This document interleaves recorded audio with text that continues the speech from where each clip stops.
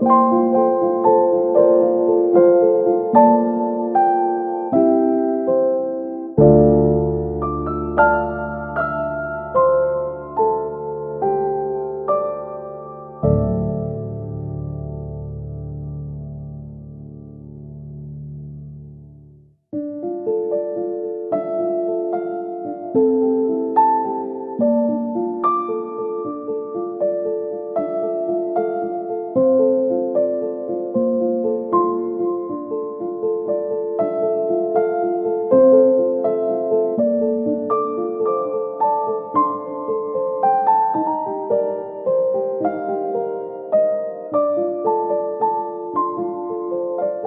let me begin by asking you, can you please tell me something about Abigail's story, of what exactly happened on the 7th of October 2023, and how did she survive her time in Hamas captivity? Yes, on October 7th, Hamas invaded where she lived. It's called the kibbutz. They live on the border of Gaza, and they came with weapons and they killed the parents in front of her. And her siblings were hiding inside of a closet to save themselves, but she ran to the neighbors because she was on her father's hands when he was shot. So Brodach family, right? yes, she ran to the Brodach family, the neighbors, and they put her inside the shelter room. And then when Hamas terrorists came to the house, they kidnapped the wife. Her name is Abigail, the mother, with 3 children, and Abigail, Guli, to Gaza. When she was she was in captivity for 51 long days. It was very, very hard days for us, and we feel blessed that she is back home. But what Israel is going through and people are going through, we are all in trauma.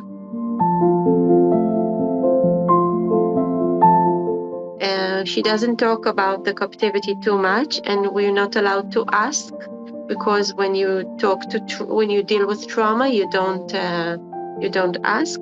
And whenever she says, the family keeps it very, very private, because as you said, she's a little baby, she's 5, and she didn't choose to be this celebrity.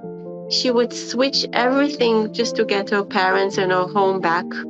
Because it's not only the Jewish people went through like genocide on the October 7th. We went through domicide. When you lose your community, she lost her parents, her community, her house, and that's what kids went through in Israel on October 7th. They lost everything. So it's very, very hard. And whatever we can, we try to, keep her privacy a little bit, because she's just a little baby. I mean, every little girl would feel the same thing around. It doesn't matter if she lives in Israel or in India or in America. Every little girl that would lose her parents or see them murdered and lose everything would feel the same thing. I mean, it's very hard. So now she's living with my sister and brother-in-law, and they're taking very good care of her, very good care, with a lot of treatment and a lot of love, and she's surrounded, she's happy, and she goes to kindergarten, and she's very sweet, very smart. I'm sure in a few years she will make this interview with you, not me. They've been through horrible things, but I think they're managing really good to have a normal life. I don't know if they will really have a normal life, because nothing here is normal. I don't know if I will have a normal life, because we've been through severe trauma. But I think we can do our best to have a good life, and to keep on strong, and to be optimistic, and to choose to do good things, because we don't want any revenge. We're not interested in a revenge or a war. I just want our people back and to heal Israel. This is all what we want. I think we cannot heal Israel because it's a big wound, in the middle of Israel. It's the hostages. We cannot be happy until they come back, and we don't know even in what conditions they will come back. My next question is an emotional one. I mean, a tough one for me. Finally, when Abigail grows up, is there any chatter?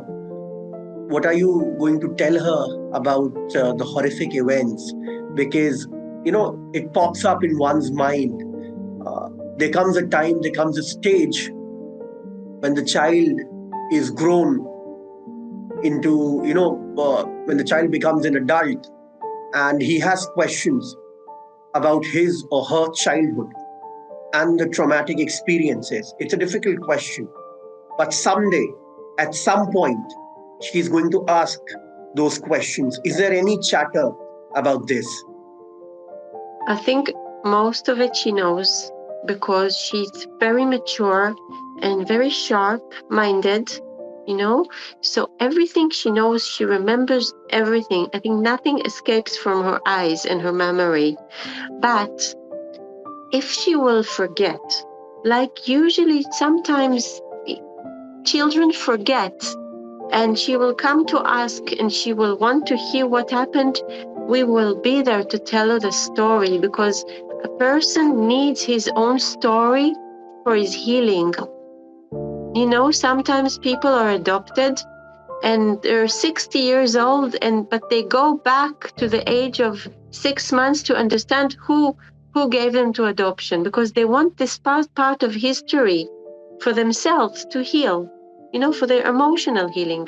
So I'm sure one day she'll ask us and we will tell her everything, in a way that she could embrace it, not in a traumatic way, but we will tell her everything, because she has to know her past.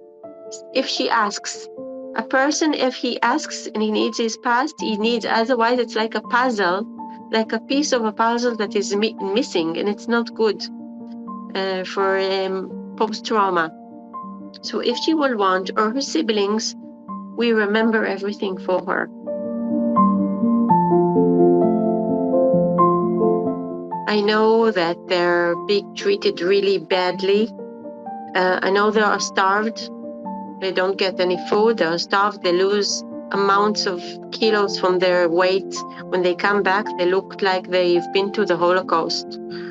It's so hard. I know they're being tortured very, very badly, kept in chains in the tunnels, and being severely tortured, emotionally, physically, mentally, day by day. I know that if they will not come back now, they will die.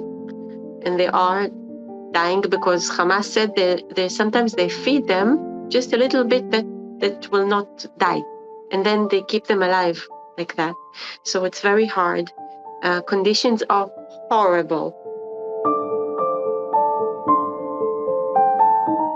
We see with President Trump that when he went to his duty, he got a hostage deal. It didn't happen before he came. He gave the ultimatum, and it happened. So I think he's very powerful and a lot of influence. I don't know. He gave an ultimatum this night about if not all of the hostages will come back on Saturday, that's going to be hell. So I don't know what is meaning to, because I don't know if it's meaning to have another war in Gaza and all the hostages will die, or he's meaning that everybody would come back now and Hamas will be intimidated by him. So I don't know about Hamas, because, they fear from power, they fear from him, but I don't know how much. So I hope and I cross my fingers that everybody will come back on Saturday. I just want to talk to your audience, the people that are watching us, and let them just imagine what it's like to lose your child for 5 minutes. Just not know where he is. You're going with him on the street, or you're going to do shopping, or to buy food, or to go to the beach. and this kid disappears, and it's really frightening as a parent, and then you see him and everything's okay, just he didn't look, he ran somewhere else, and so I think it's a trauma for every parent or every person that has a little baby. So just imagine it happened, and it happened to her and us for 51 days. She was lost in the hell of Gaza, and Gaza is hell on earth for 51 long days.